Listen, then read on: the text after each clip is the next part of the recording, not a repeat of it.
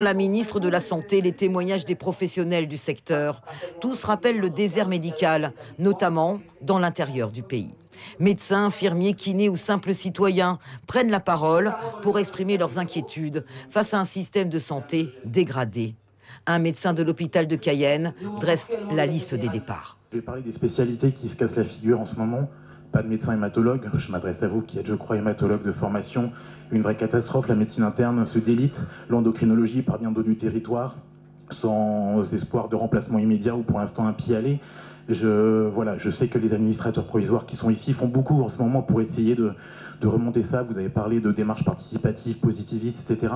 Je ne vous cache pas que je représente personne, personne ne m'a envoyé ici, mais que globalement l'ambiance au sein des praticiens et des paramédicaux à l'hôpital de Cayenne, elle est relativement morose.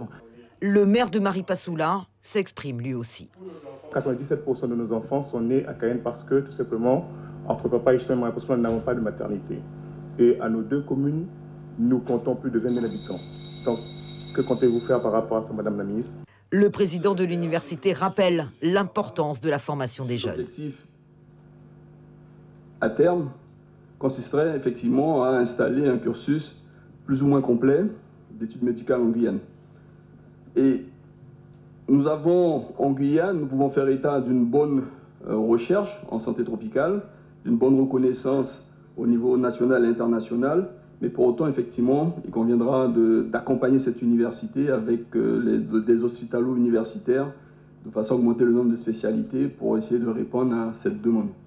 Christophe Pierre du Grand Conseil coutumier parle de la question des suicides.